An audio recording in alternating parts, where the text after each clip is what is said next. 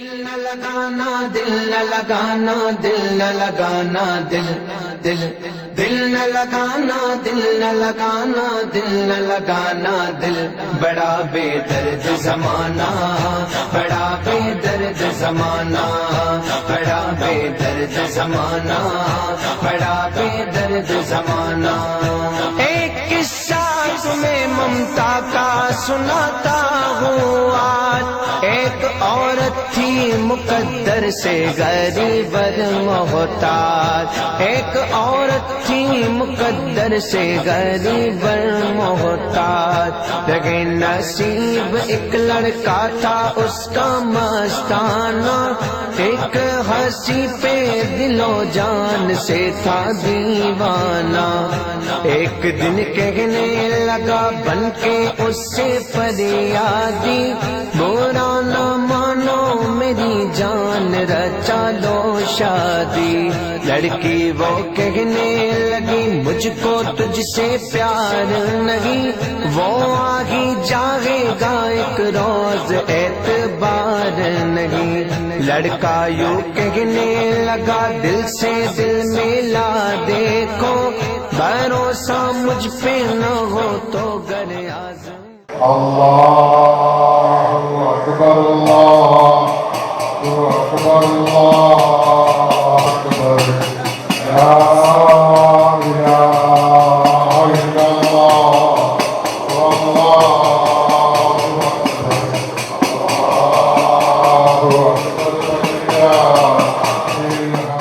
अल्लाहु अकबर البدر علينا من ثنيات الوداع وجب الشكر علينا ما دعا لله داع. أشرق النور علينا وتجلى بالجمال يغمر الكون ضياء.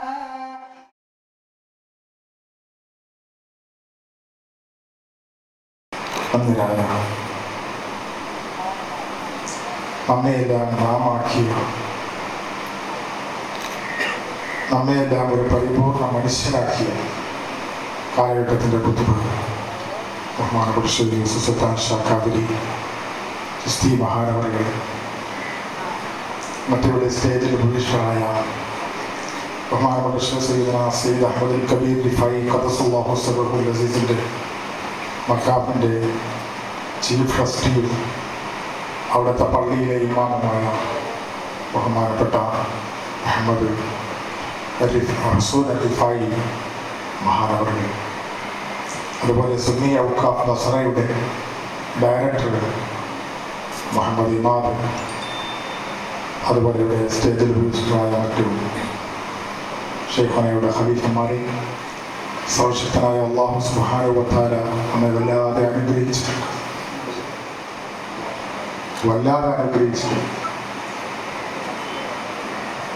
നാട്ടിൻ്റെ ലോകത്തിൻ്റെ ഒരറ്റത്ത് നിന്ന് മണിക്കൂറുകളോളം യാത്ര ചെയ്ത് ഇവിടെ എത്തിയിട്ട് ബഹുമാനപ്പെട്ട സയ്യിദ് അഹ്മദുൽ കബീർ റിഫായി റളിയല്ലാഹു അൻഹുവിന്റെ 16ാമത്തെ കുട്ടി പറയുന്നത്, ഇവിടെ എന്തിന് ദുആ, ഇവിടെ കുത്തുബ് സമാനില്ലേ, പിന്നെന്തിന് ദുആ, അത് തന്നെ പോരെ എന്നാണ്. നമുക്ക് തോന്നാൻ ദുആ കിടക്കും നീട്ടി വെച്ച്.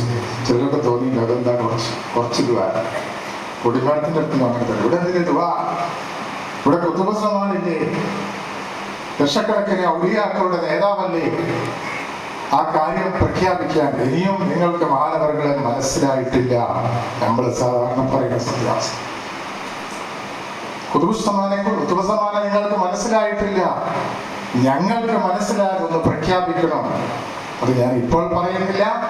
ഇൻഷാ അല്ലാഹ് റബ്ബ് തൗഫീഖ് ചെയ്താൽ അടുത്ത ഞായറാഴ്ച പോകുന്ന സമാപന സമ്മേളനത്തിൽ വെച്ച് ഞാൻ അതെല്ലാം പറയും. എന്നെ ഉപ്പാപ്പ് ഏൽപ്പിച്ച നേരെ ഏൽപ്പിച്ച കാര്യങ്ങളുണ്ട്, മനാമിൽ ഏൽപ്പിച്ച കാര്യങ്ങളുണ്ട്, അതൊക്കെ അവിടെ വെച്ച് പ്രഖ്യാപിക്കുമെന്ന് ബഹുമാനപ്പെട്ടവർ പറയും.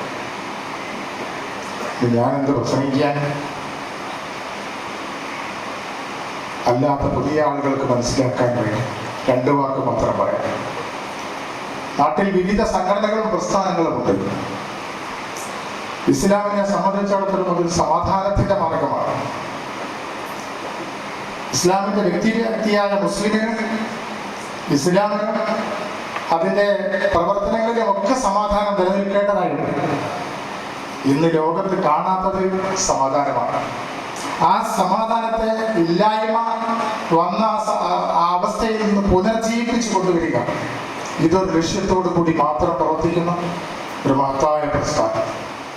കളങ്കമുള്ള അല്ലെങ്കിൽ മലീമസമായ ഹൃദയത്തെ അവിടുന്ന് കൊടുക്കുന്ന തർബീയത്തിലൂടെ ഹൃദയത്തെ ശുദ്ധിയാക്കി, ക്ലീനാക്കി ഒരു യഥാർത്ഥ മനുഷ്യന്റെ അവസ്ഥയിലേക്ക് കൊണ്ടുവന്നു അവിടെ ഒരു സത്യവിശ്വാസിക്ക് ആവശ്യമായ 5 ഇസ്ലാം കാര്യത്തിൽപ്പെട്ട ഒന്നാമത്തെ തൗഹീദ് 2ഉം 3ഉം 4ഉം 5ഉം എല്ലാ മുസ്ലിങ്ങളും ചെയ്യുന്നവരാണ്, ഏറെക്കുറെ, അല്ലെങ്കിൽ ചെയ്യാൻ ഉദ്ദേശിക്കുന്നവരെങ്കിലുമാണ്. അതിന്റെ ഏറ്റവും പ്രധാനവും അടിത്തറയുമായ കലിമത്തു തൗഹീദ് അത് ഹൃദയത്തിൽ സ്ഥാപിക്കുക എന്നത് നമ്മൾ മദ്രസയിൽ നിന്ന് പഠിച്ചതാണ്. സാധാരണക്കാർക്ക് മനസ്സിലാവാൻ വേണ്ടി മാത്രമാണ് പെട്ടെന്ന് ഈ ഷോർട്ട് ഞാൻ പറയുന്നത്. എന്താണ് ഇങ്ങനെ സംഘടിപ്പിക്കുന്നതിന്റെ ഉദ്ദേശം? മറ്റൊന്നുമില്ല. ആ ഇസ്ലാം കാര്യത്തിലെ ഒന്നാമത്തെ കാര്യം അത് മനുഷ്യ ഹൃദയത്തിൽ തൗഹീദ് ഉറപ്പിക്കുക എന്നതാണ്. ഷഹാദത്ത് കലിമ 2ഉം, ഒന്നല്ല 2ഉം, അണ്ടർലൈൻ 2ഉം അർത്ഥം അറിഞ്ഞ് മനസ്സിൽ ഉറപ്പിച്ചു ചൊല്ലുക. അത് അർത്ഥം അറിയണം, അറിയിച്ചു കൊടുക്കുന്നു മഹാനവറുകൾ. മനസ്സിൽ ഉറപ്പിച്ചു കൊടുക്കുന്നു. ചെല്ലേണ്ട ടൈം, രൂപം, ശൈലി എന്നിവ പറഞ്ഞു കൊടുക്കും. നിസ്കാരത്തിന് ഷർത്തുകളുണ്ട്, നോമ്പിന് ഷർത്തുകളും ഫർദുകളും ഉണ്ട്, ഹജ്ജിന് ഷർത്തും ഫർദുകളും ഉണ്ട്, എല്ലാത്തിനും ഷർത്തും ഫർദും സുന്നത്തുമുണ്ട്. എങ്കിൽ ഇസ്ലാമിന്റെ 4 കാര്യങ്ങൾക്ക് മാത്രം ഷർത്തും ഫർദും ഉണ്ടെങ്കിൽ ഒന്നാമത്തെ കാര്യത്തിന് എവിടെ പോയി ഷർത്തും ഫർദും ഒക്കെ ആരും പറയാറില്ല, ആരും ക്ലാസ് എടുക്കുന്നില്ല, തൗഹീദ് ഇവിടെ ചർച്ചയില്ല.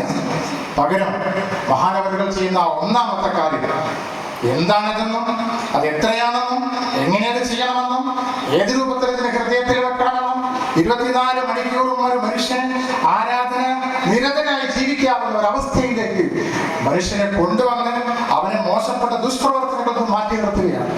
നാടിന്റെ ഏത് ഭാഗത്ത് പോയിട്ടും മഹാനവറുകളുടെ മുരീദന്മാരെ കുറിച്ച് അന്വേഷിച്ച് നോക്കിയാൽ അറിയാം അതിന്റെ കഥ. ഓവുപാലത്തിൽ കൂടി കള്ളം കുടിച്ച് ആടി കളഞ്ഞിരുന്ന ചെറുപ്പക്കാർ അവരാ നാട്ടിലെ മാന്യന്മാരായി മാറി. നാട്ടിൽ തീവ്രവാദവും വർഗീയവാദവും ഒക്കെ കൊണ്ടു നടത്തുന്ന എത്ര ചെറുപ്പക്കാർ അവർ യഥാർത്ഥ മനുഷ്യ രൂപത്തിലേക്ക് വന്നു. ഒരു മനുഷ്യനെ മനുഷ്യനായി കാണാൻ ഉണ്ടാകുന്ന ഒരു അവസ്ഥയിലേക്ക് മഹാനവറുകൾ ഉയർത്തിക്കൊണ്ടുപോകും. മോശപ്പെട്ട പല ചെറുപ്പക്കാരും ഉണ്ടായിരുന്നു. അവർക്ക് അതിൽ നിന്ന് മാറ്റി ഒരു നല്ല മനസ്സിന്റെ ഉടമകളാക്കി മാറി. ദുഷ്പ്രവർത്തനങ്ങൾ നടത്തിയിരുന്ന പലരും ഉണ്ടായി. അവരെയൊക്കെ മാറ്റി ശുദ്ധീകരിച്ചു ബഹുമാനപ്പെട്ട മഹാനവറുകൾ ഈ അവസ്ഥയിലേക്ക് കൊണ്ടുപോകും. ഇവിടുത്തെ ഹൈന്ദവ സഹോദരങ്ങളും ഇവിടുത്തെ ക്രിസ്ത്യൻ സഹോദരങ്ങളും ഞങ്ങളെ ബന്ധപ്പെടുകയും സഹായിക്കുകയും റെസിഡൻസ് അസോസിയേഷൻ പല കാര്യത്തിലും ഞങ്ങളെ സഹായിക്കുകയും ഇതിന് തുടർന്നും ആ സഹായങ്ങൾ നമുക്ക് വേണം. അതോടൊപ്പം ഈ നാട്ടുകാരായ മുസ്ലിം സഹോദരങ്ങളോട് പറയാനുള്ളത്, ഈ മഹാനവറുകളുടെ ഈ കാണുന്ന കാണുമ്പോൾ 4 കാറും വീടും ഒക്കെ കാണുമ്പോൾ ആരും പേടിക്കണ്ട. അതിലേക്കൊന്നും ശ്രദ്ധ മഹാനവറുകൾക്കില്ല, ഞങ്ങൾക്ക് ബോധ്യപ്പെട്ടതാണ്. അതൊക്കെ അതല്ലെങ്കിൽ അതിനേക്കാൾ അപ്പുറം ചെയ്യണമെങ്കിൽ ചെയ്തു കൊടുക്കാൻ ഞങ്ങൾ തയ്യാറാണ്. ഒരു സുഹൃത്തിനോട് പറഞ്ഞു, മഹാൻ അങ്ങനെ ഒരു അഭിപ്രായം പറയാൻ നമുക്ക് ഹെലികോപ്റ്റർ വാങ്ങിക്കൊടുക്കണം. തയ്യാറാണ്.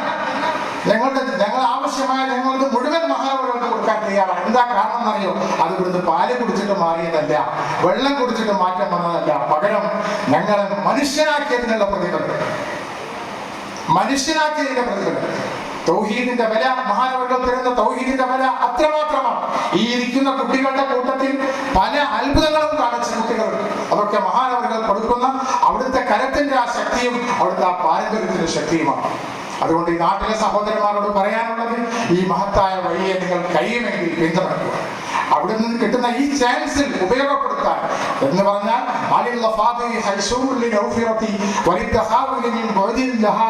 എന്ന് പറഞ്ഞതുകൊണ്ട് ദൂരെ കിടക്കുന്ന വണ്ടികൾക്ക് ഈ മഹത്തായ മുത്തിന്റെ ഈ പൂങ്കാവനത്തിലുള്ള തേനിന്റെ വാസന കേട്ട് അത് വന്നുകൊണ്ടിരിക്കുന്നു. പക്ഷേ തൊട്ടടുത്തിരിക്കുന്ന ചിലർക്ക് ഇതിന്റെ താമരയുടെ അടിഭാഗത്ത് വിശ്രമിക്കുന്ന തവളക്ക് കൈമൂക്കില്ലാത്തത് കൊണ്ട് അതിന്റെ വാസന ശ്വസിക്കാൻ കഴിയാത്തത് കൊണ്ട് ആയിപ്പോകരുത്, ഖേദിക്കേണ്ടി വരും, യാതൊരു സംശയവുമില്ല. ഞങ്ങളൊക്കെ നാടിന്റെ എത്രയോ ദൂരത്തുനിന്ന് ഏത് രൂപത്തിലും ജീവിക്കാൻ കഴിവുള്ളവരാണ്, അൽഹംദുലില്ലാ. പക്ഷേ ഈ മഹാനവറുകളെ വിട്ട് ജീവിക്കുന്ന ചരിത്രം ഞങ്ങൾക്കില്ല. അള്ളാഹു നമുക്ക് തൗഫീഖ് ചെയ്യുമാറാണ്. ഇതൊരൊറ്റ കാര്യം, ആ തൗഹീദാകുന്ന മഹത്തായ വസ്തു ഞങ്ങൾക്ക് വെച്ച് തന്നതുകൊണ്ട് ഞങ്ങൾക്ക് മനുഷ്യരെ ഒരുപാട് കാലം ദർസ് നടത്തി, ഒരുപാട് കോളേജ് നടത്തി, സൗദി ഗവൺമെന്റിന്റെ ഡ്യൂട്ടി അനുസരിച്ചുള്ള ഒരു ഡ്യൂട്ടിയിൽ അധ്യാപകനായ പ്രൊഫസറായി ജോലി ചെയ്യുന്ന ഒരാളാണ് ഞാൻ. പക്ഷേ അന്നൊന്നും ഹൃദയത്തിന് ഇസ്ലാമിൽ നിന്ന് കിട്ടേണ്ട സമാധാനം കിട്ടിയിട്ടില്ല. കിട്ടിയത് ഈ വേദിയിൽ വന്നതിന്റെ ശേഷമാണ്.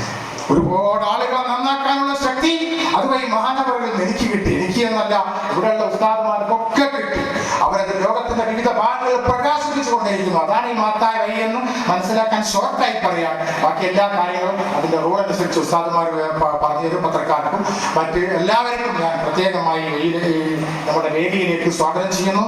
നമ്മുടെ ഈ പരിപാടിയിൽ അധ്യക്ഷത വഹിക്കുന്നത് ബഹുമാനപ്പെട്ട ഷെയ്ഖുന ശ്രീ സുൽത്താൻ ഷാ ഖാദിരി മദൂലുല്ലാഹി അവർകളാണ്. മഹാനവറുകളെ ഇതിലേക്ക് സ്വാഗതം ചെയ്യുന്നു. അവിടുന്ന് അല്ലാഹു തആല എല്ലാവർക്കും ഉയർച്ചയും ഉന്നതിയും പദവിയും വർദ്ധിപ്പിച്ചു തരുമാറാവട്ടെ. അല്ലാഹു തആല ഇസ്സത്ത് വർദ്ധിപ്പിച്ചു കൊടുക്കുമാറാവട്ടെ. അവിടുത്തോട് പറയുന്നതാണ്, ഞങ്ങളെപ്പോലത്തെ വിവരമില്ലാത്ത ഈ നാട്ടിലുള്ള ആളുകളെയോ ഈ പുറമുള്ള ആളുകളോ ഒരു പക്ഷേ അങ്ങേപ്പറ്റി അറിയാത്തത് കൊണ്ട് പലതും പറഞ്ഞിരിക്കാം, പലതും ആക്ഷേപിച്ചിരിക്കാം, ചെയ്തിരിക്കാം. അതൊക്കെ ഞങ്ങളോട് മാപ്പാക്കണമെന്നും ഞങ്ങളുടെ നാടിനൊക്കെ അനുഗ്രഹം ചൊരിക്കണമേ എന്ന് മാത്രം അവിടത്തോട് പറയുന്നു. ഞങ്ങളുടെ കുടുംബങ്ങൾക്കും അനുഗ്രഹം ചൊരിയണേ എന്ന് ഓർമ്മിപ്പിച്ചുകൊണ്ട് ആ വാക്കിന് ഞാൻ പിന്മാറുകയാണ്.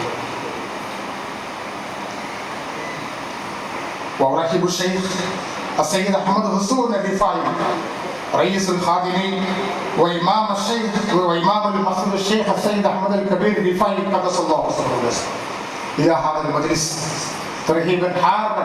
ليس عندنا ألفاظ لأداء شكر لمالك يا حبيبي. والله يرفع درجتكم، والله يرفع درجتكم، والله يرفع درجتكم. وكذلك أرحب الشيخ محمد عماد عبد الرحمن الهندي والله يرفع درجته والله يعطيه الصحة والعافية. ഇവിടെ സ്റ്റേജിൽ നമ്മുടെ പരിപാടിയിൽ പങ്കെടുക്കേണ്ട പലരുമുണ്ട്. ഹൃദയത്തിന്റെ ഭാഷയിൽ സ്വാഗതം ആശംസിച്ചുകൊണ്ട് ഞാൻ അവസാനിപ്പിക്കുന്നു. അസ്സലാമു അലൈക്കും വറഹ്മത്തുള്ളാഹി. ബിസ്മില്ലാഹിർ റഹ്മാനിർ റഹീം. അൽഹംദുലില്ലാഹി റബ്ബിൽ ആലമീൻ വസ്സലാത്തു വസ്സലാമു അലാ സയ്യിദിനാ മുഹമ്മദ് سيد الأولين والآخرين وعلى آل بيته الطيبين الطاهرين وصحابته الغر الميامين ومن اهتدى بهديهم إلى يوم الدين. نيابة عن حضرة حفيد سيدنا الإمام الرفاعي قدس اللهم سره العزيز سيدي أحمد السيد حسون الرفاعي، قد جئنا من العراق مستقبلين دعوة حضرة قطب هذا الزمان الشيخ يوسف السلطان. بسم الله الرحمن الرحيم. عرف التاريخ الإسلامي عبر عصوره رجالا صدقوا ما عاهدوا الله عليه باتباعهم رسول الله صلى الله عليه وسلم الاتباع الكامل، فكانوا أئمة وهدى ونور، حيث جعلوا منهم على القفا، حيث جعلوا الدنيا منهم على القفا وسلكوا طريق المصطفى صلى الله عليه وسلم، فأكرمهم الله سبحانه وتعالى بأن جعلهم من أوليائه الصالحين وعباده المخلصين، وأخص منهم بالذكر سيدي حضرة الشيخ قطب هذا الزمان سيدي يوسف السلطان.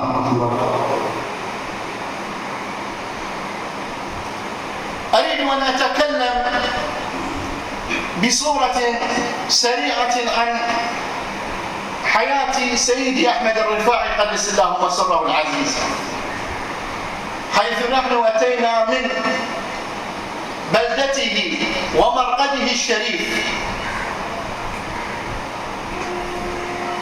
ولد سيدي أحمد الرفاعي قدس اللهم سره العزيز في عام 512 للهجرة في العراق، في منطقة تسمى أم عبيدة بين البصرة وواسط، حيث نشأ رضي الله تعالى عنه النشأة العلمية منذ طفولته، فقد درس القرآن العظيم والشريعة الإسلامية على يد كبار العلماء عصره، منهم الشيخ الجليل أبي الفضل المحدث واسط وشيخها، وقد أجازه الإجازة العامة وهو في 20 من عمره.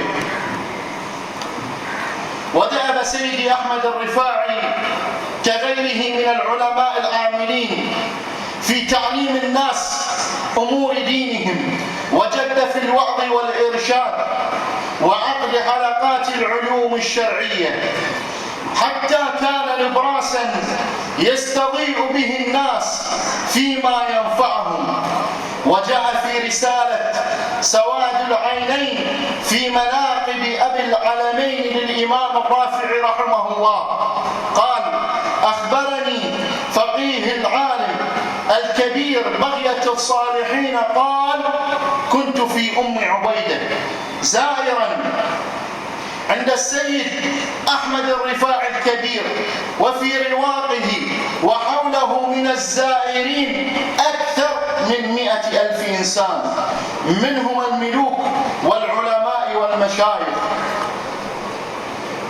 ومن كراماته رضي الله تعالى عنه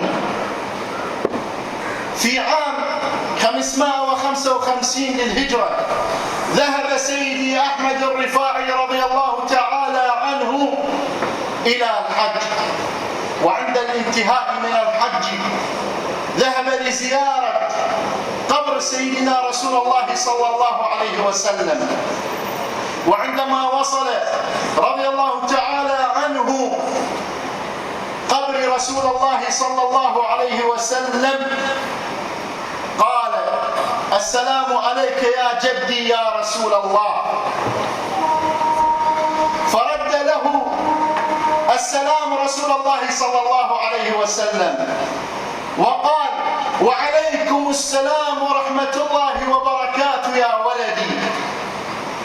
فأخذ الحال سيدي أحمد الرفاعي فأنشد يقول: في حالة البعد روحي كنت أرسلها تقبل الأرض عني وهي نائبتي، وهذه دولة الأشباح قد حضرت، فامدد يمينك سيدي كي تحظى بها شفتي.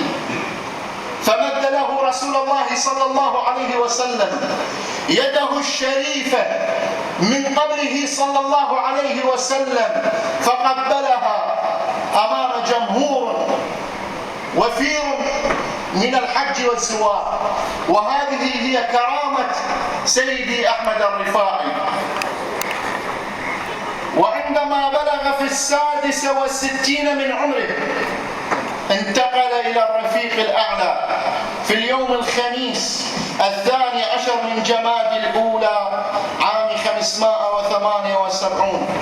فنسأل الله سبحانه وتعالى أن يجمعنا على حب الصالحين وعلى حب المشايخ الكاملين، وأخص منهم بالذكر سيدي صاحب المقام العالي السيد الشيخ يوسف السلطان. ونشكر الأخوة العاملين في هذا الحفل، وعلى رأسهم حضرة السمو قطب هذا الزمان سيدي الشيخ يوسف السلطان. ونسأل الله سبحانه وتعالى أن يمد له في عمره وأن ينفعنا بعلمه الشريف. وأقول قولي هذا وأستغفر الله لي ولكم ولسائر المسلمين، وصلى الله تعالى على سيدنا محمد وعلى آله وصحبه وسلم. والسلام عليكم ورحمة الله وبركاته. അധ്യക്ഷൻ നമ്മുടെ ഷെയ്ഖ് യൂസഫ് സുൽത്താൻ അവരുടെ മറ്റ് വേദിയിലിരിക്കുന്ന പണ്ഡിതന്മാരെ 3 ദിവസമായി ഇവിടെ നടക്കുന്ന പരിപാടിയിൽ എത്തിച്ചേർന്ന നമ്മുടെ വിവിധ ഭാഗങ്ങളിലെത്തി ചേർന്നിരിക്കുന്ന സഹോദരങ്ങളെ, മറ്റു വിശിഷ്ട വ്യക്തിത്വങ്ങളെ, ഇവിടെ ഞാൻ ഈ പരിപാടി കഴിഞ്ഞ കാലങ്ങളിലെല്ലാം നടക്കുമ്പോൾ ആദ്യമായിട്ടാണ് ഈ പരിപാടിയിൽ ഞാൻ പങ്കെടുക്കുന്നത്. ഇവിടെ മഹാനെ കുറിച്ച് പറയുകയാണെങ്കിൽ കഴിഞ്ഞ 3-4 വർഷമായി മഹാനായിട്ട് എനിക്ക് പരിചയപ്പെടാൻ കഴിഞ്ഞു. മഹാന്റെ ഒരു ഉദ്ദേശ ലക്ഷ്യം തന്നെ ഒരു നല്ല രീതിയിലുള്ള സമൂഹത്തിനോട് പ്രതിബദ്ധതയുള്ള ഒരു തലമുറയെ സൃഷ്ടിക്കുക എന്നുള്ളൊരു ലക്ഷ്യമാണ് ഉദ്ദേശിക്കുന്നത്. കാര്യം നമുക്കറിയാം, തീവ്രമായുള്ള ആശയങ്ങൾ, മറ്റു സമുദായത്തോടുള്ള വെറുപ്പും കാര്യങ്ങളുമുള്ള പ്രവർത്തനങ്ങളൊക്കെ കാണുമ്പോൾ അദ്ദേഹവുമായിട്ട് ആശയവിനിമയം നടത്തുമ്പോൾ അദ്ദേഹം അതിനെല്ലാം എതിരും നമ്മുടെ രാജ്യത്തോട് സ്നേഹത്തോടും സമൂഹത്തിൽ ജീവിക്കുന്ന മറ്റു മതസ്ഥരോടുള്ള ഒരു നല്ല കാഴ്ചപ്പാടാണ്